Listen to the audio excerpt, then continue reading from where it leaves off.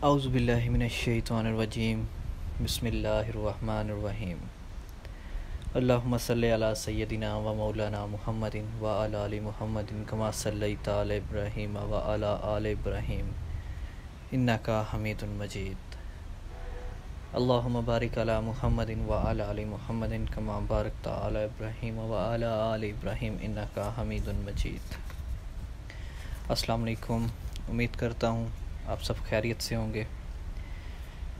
میرے پیارے دوستو، آج ہم جس عمل کے بارے میں ذکر کرنے جا رہے ہیں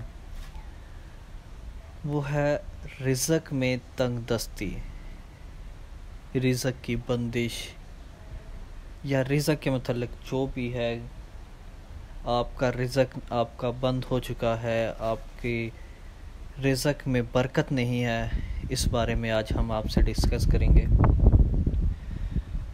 سب سے پہلے تو میں آپ کو یہ بتاتا چلوں کہ یہ عمل جو میں آپ کو بتانے جا رہا ہوں یہ کوئی عمل نہیں ہے، اس کو کرنے کا کوئی خاص وقت یا ٹائم نہیں ہے۔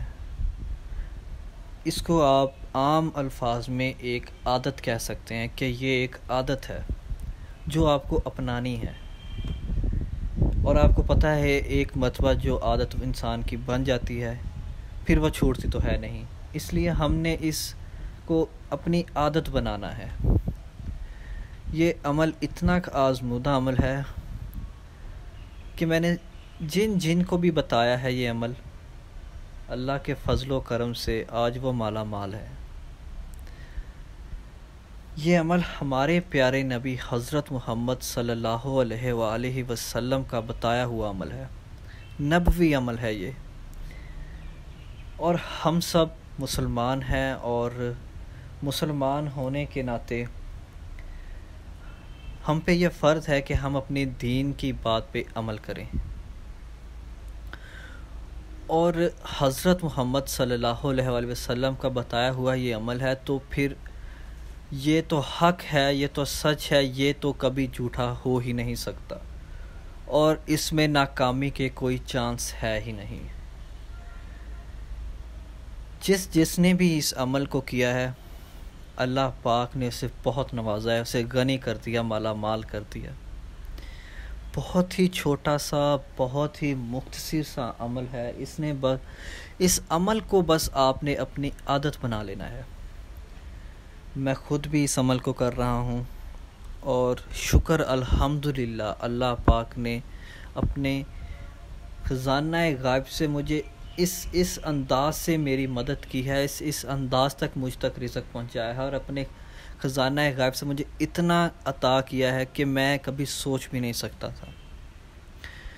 بہت نوازا ہے اللہ پاک نے، مجھے بہت نوازا ہے، میں بہت شکر گزار ہوں اپنے اس مالک کا۔ اور وہی عمل میں آج آپ سے ڈسکس کرنے جا رہا ہوں، آپ کو بتانے جا رہا ہوں، خدا را اس پر عمل لازمی کریں۔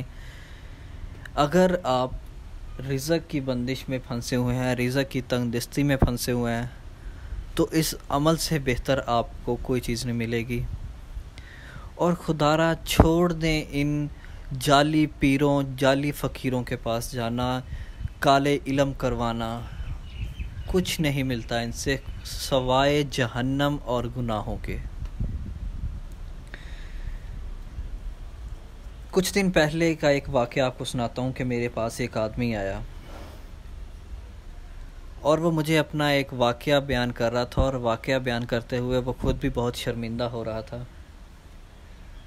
وہ کہہ رہا تھا کہ مولوی صاحب بہت ہی پریشان تھا، میں بہت پریشان ہوں، بہت دنوں سے، بہت مہینوں سے، بہت سالوں سے رزق میں بندش ہے، رزق میں برکت نہیں ہے۔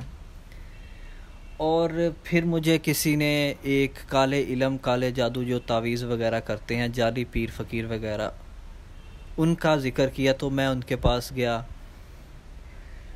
اور ان سے بہت سے کہتا میں نے تعویذ لیے ہیں، کالے علم بھی کروائے ہیں، اور ہزاروں روپیہ ان پہ خرچ بھی کیا ہے میں نے، لیکن پھر بھی کچھ نہ بن سکا۔ رزق کی بندش اور خدا کی رحمت میرے اوپر نازل نہ ہو سکی۔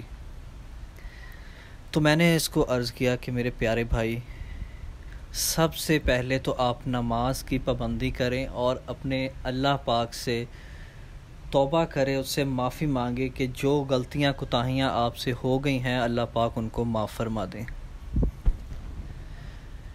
اور پھر یہ عمل میں نے اس کو بتایا، ایک چھوٹا سا یہ عمل ہے، اس کو اپنی عادت بنا لیں، انشاءاللہ آپ بھی ضرور کامیاب ہوں گے اپنی لائف میں۔